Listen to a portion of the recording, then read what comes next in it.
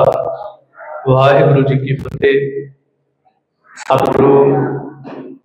गुरु ग्रंथ साहिब महाराज पातशाह जी की पावन बाणी के अंदर जिथे गुरु साहिब जी ने गुरसिखा निवाजिया, भगतां निवाजिया, साहिब सतगुरु गुरु नानक देव महाराज पातशाह जी ने जिथे भगत कबीर साहिब जी के नाल मिलाप करके उन्होंने दरगाही वचन एकत्रित किए, उत्थे भगत रविदास साहिब जी के नाल मिलाप होया ते दरगाही वचन जिहड़े एकत्रित किए। श्रोमणी भगत रविदास साहिब जी के पावन प्रकाश दिहाड़े नूं मनाउंदियां होया बिहार सिख फैडरेशन के वलों अते तखत श्री हरमंदर जी श्री पटना साहिब जी की समुची प्रबंधक कमेटी वलों जिथे बहुत सोहना उपराला किया गया है कि श्रोमणी भगत संत भगत रविदास जी के पावन प्रकाश दिहाड़े नूं मनाया जा रहा है, जिस दे विच तखत साहिब जी के सत्कारयोग सिंह साहिब जथेदार ज्ञानी बलदेव सिंह साहिब जी, पंज प्यारे साहिबान अते होर मुख्य अतिथि जन उपस्थित हुए ने। दास नूं हुक्म होया है, वैसे तो भगत साहिब जी का जीवन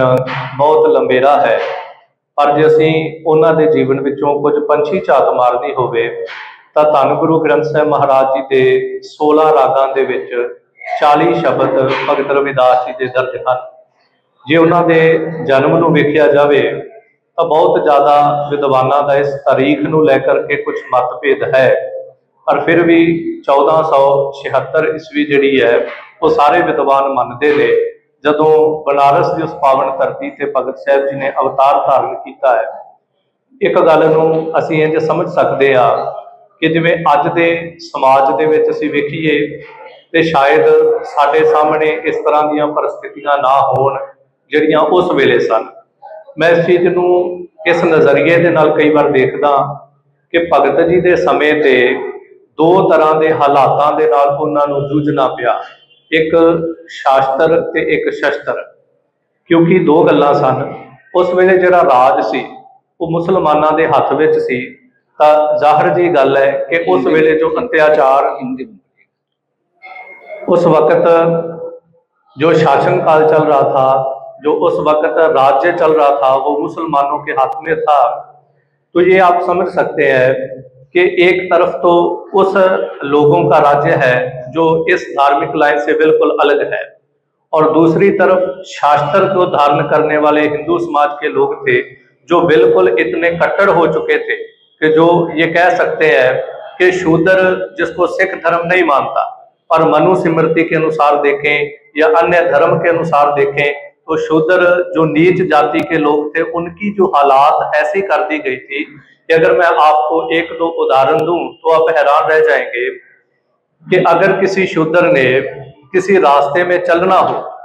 तो माटी के भरे रास्ते रहते थे, उसके गल में एक टल्ली पहनाई जाती थी कि अगर तू चल रहा है तो तेरे चलने से वो टल्ली हिलेगी, उसकी आवाज आएगी उस बैल की, जो आगे से आ रहा है उसको पता चल जाए एक शूद्र आ रहा है ताकि वो अपना रास्ता बदल सके। और जो शूद्र नीच जात का मनुष्य चलता था तो उसके पीछे एक सोटी लकड़ी की बांध दी जाती थी ताकि जब वो चले तो उसके पैरों के, उसके कदमों के जो निशान है वो उस सोटी से, उस डंडे से मिटते जाएं, ताकि उसके पीछे कोई ब्राह्मण उस पैरों के निशान के ऊपर अपना पैर ना रख दे ताकि वो पवित्र ना हो जाए। कहने का तात्पर्य ये है कि उस समय समाज के हालात ऐसे थे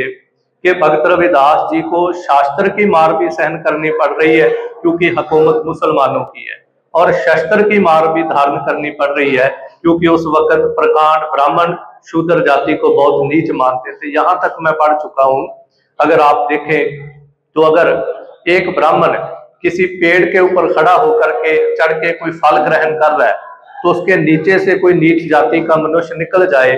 तो ये माना जाता था कि उसकी परछाई इस पेड़ की जड़ों के ऊपर पड़ गई है, तो जो फल किसी ब्राह्मण ने ग्रहण किया वो जहर बन गया। आप सोच के देखो किस तरह के हालात होंगे। मैं एक विद्वान को पढ़ रहा था, उसने बहुत प्यारी एक बात कही, श्रोमणी कमेटी ने वो किताब लिखी है, तो वो बात लिखता है, कहता अगर आप समुच्चे जीवन के ऊपर नजरिया मार के देखेंगे तो हमें ये कहने में कोई आपत्ति नहीं है कि जो धर्म पत्थर के मंदिरों में बंद हो चुका था, भगत रविदास जी ने उस धर्म को पत्थर के मंदिरों से निकाल के लोगों के दिल रूपी मंदिर में ला करके उपस्थित कर दिया। ये समझने वाली बात थी। जो धर्म को लोगों ने पत्थर के मंदिरों में बंद कर दिया था कि ये यहां से बाहर नहीं जाएगा, एक ऐसी क्रांति भगत रविदास जी लेकर के आए कि वही धर्म लोगों के दिलों में बसा के रख दिया। और यही कारण था, जब आप झालाबाई चित्तौड़ के राजे की धर्म पत्नी का जीवन पढ़े, वो भगत जी की जैसे शिष्य बन चुकी है, तो ब्राह्मणों को जब ये बात परवान नहीं हुई, तो आप कई बार साखी पढ़े होंगे कि भगत रविदास जी को वहां बुलाया गया चित्तौड़ में। जब शास्त्रार्थ शुरू हुआ तो वो कहते हैं कि हम अपने जो ठाकुर हैं उनको रखेंगे, हम बुलाएंगे, जो हार गया उसको जीतने वाला जो है वो सोने की पालकी में बैठेगा और हारने वाला अपने कंधे पे उठा के उसको नगर में घुमाएगा। तो अगर वो साखी को आप पढ़ेंगे ना कभी चित्तौड़ में, तो भगत रविदास जी गए, शास्त्रार्थ वो लोगों ने करना शुरू किया। उनके बुलाने से ठाकुर नहीं आए, तो भगत रविदास जी बड़ा प्यारा एक वचन कहा, कहते दुनिया के लोगों, तुम कह रहे हो कि ये पत्थर तर जाए, एक बात सोचो, आप उसको तारने की कोशिश कर रहे हो जो सारे संसार को तारने वाला है। बहुत गहरा वचन था। आप उसको तारना चाह रहे हो जो सारे संसार को तार रहा है, आप उसको कैसे तार सकते हो? इसीलिए वचन कहा कि नामदेव कबीर तिलोचन सदना सैन तरह, कह रविदास सुनो रे संत हो, हर जियो ते सब असर है। कि मेरे परमात्मा से सब कुछ जो है वो उसकी खेद है, उसके हाथ में ये सत्ता है। तो अगर आप और देखेंगे, बहुत कुछ है उनके जीवन के ऊपर बोलने के लिए, कि जब सोने की पालकी में बिठा के, क्योंकि भगत रविदास जी की जीत हो गई, विजय हो गए, जब सोने की पालकी में बिठा करके उनकी परिक्रमा नगर की करवाने लगे, तो आंखों में आंसू है। और बड़ा प्यारा शब्द उस वक्त उच्चारण किया, आपने कई बार गुरु बानी में पढ़ा होगा, ऐसी लाल तुझ बिन कौन करे, गरीब निवाज गोसैया मेरा माथा छतर तरह। क्या परमात्मा, ऐसी कृपा तेरे बिना कौन कर सकता है? गरीब निवाज गोसैया मेरा माथा छतर तरह, कि मेरे जैसे गरीब को निवाज दिया, जिसको लोग शूद्र कह रहे हैं, जिसको लोग जाति नाम से पुकारते हैं, जाकी शोत जगत को लागे ता पर तू ही ठहरे, जिसकी शोह लेने से लोग अपने आप को अपवित्र मान लेते हैं, ता पर तू ही ठहरे, नीचा ऊंच करे मेरा गोविंद काहू तेना डरे। कह रहे है दुनिया के लोगों, इस बात को समझो, जो बंदगी है, जो इबादत है, जो सिमरन है, मेरा परमात्मा इतना समर्थ है कि नीचा ऊंच करे मेरा गोविंद काहू तेना डरे। अगर छोटी सी एक बात मैं आपको कहूं, समा हो रहा है, कि कितना बड़ा सपना था उनका, जिसको पूरा भी किया गया। आप भगत रविदास जी के जब 40 शब्द पढ़ोगे ना, एक शब्द कई बार हमारे कीर्तनीय वीर भी उच्चारण करते हैं, गायन करते हैं, बेगमपुरा शहर को नाओ। कभी बेगमपुरा शहर का सपना शायद हमने भी नहीं लिया होगा कि बेगमपुरा शहर क्या है, पर भगत रविदास जी बेगमपुरा का सपना लेकर के बैठे हैं कि एक ऐसा देश हो, एक ऐसा देश है जहां कोई गम नहीं है। आप किताबें पढ़ो तो टैगोर जी का जीवन आपने बड़ी अच्छी तरह शायद पढ़ा होगा, क्योंकि वो भक्त रविदास जी को अपना गुरु मानते, उनके जीवन से बहुत प्रभावित थे। छोटी सी बात है, टैगोर जी कश्मीर गए तो जो उनका गाइड था उसने कहा, टैगोर जी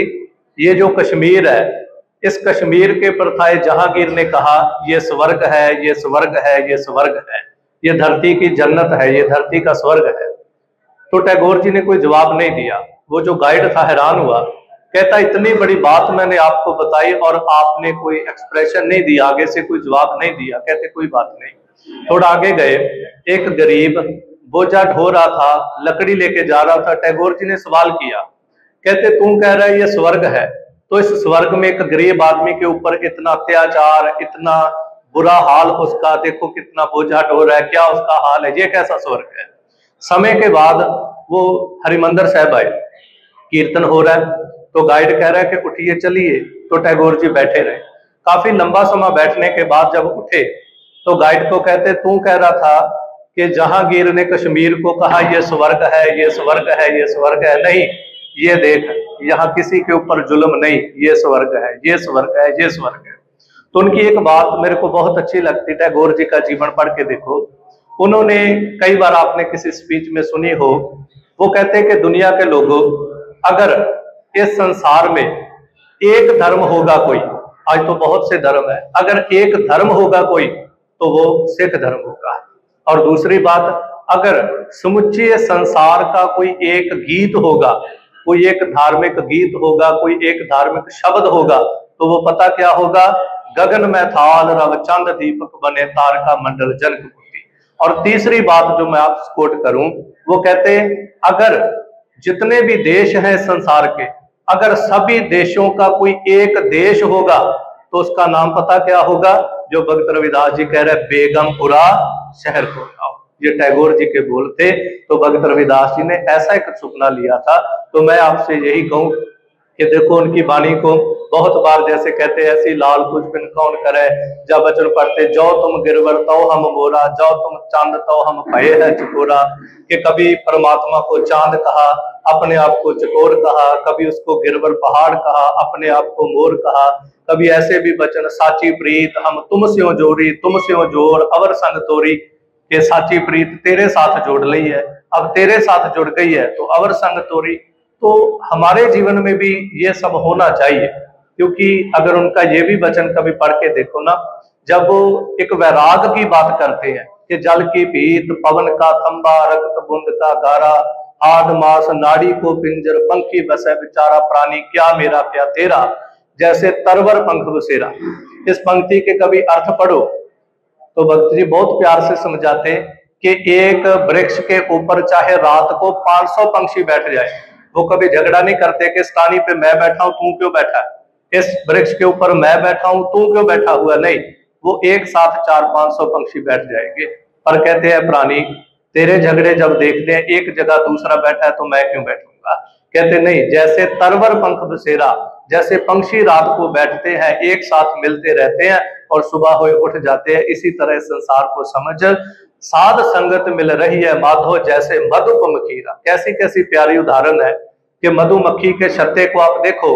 तो बोलते कितनी मधुमक्खियां एक छत्ते के ऊपर बैठी हुई हैं, पता ही नहीं चलता, देखने में लगता है शायद 100-200 होगी, जब उठती है तो हजारों की गिनती है। इस तरह आपस में मिलजुल के रहो, इस तरह सत्संगत में रहो, इस तरह संसार में रहो। तो ये भगत रविदास जी के हमारे लिए संदेश है, जिसको हमें कमाना है, जिसको हमें अपने जीवन में धारण करना है कि नीचा ऊंच करे मेरा गोविंद काहू ते ना डरे। हमें उस बेगमपुरा शहर का नाव, उस बेगमपुरा देश को अपने हृदय में भी उपस्थित करना है और बाहर की दुनिया में भी उपस्थित करना है। तो हम आपको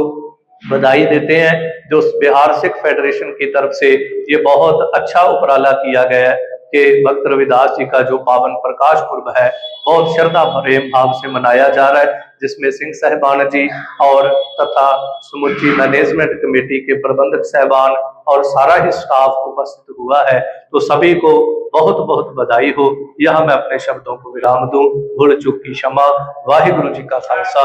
वाहिगुरु जी की फतेह।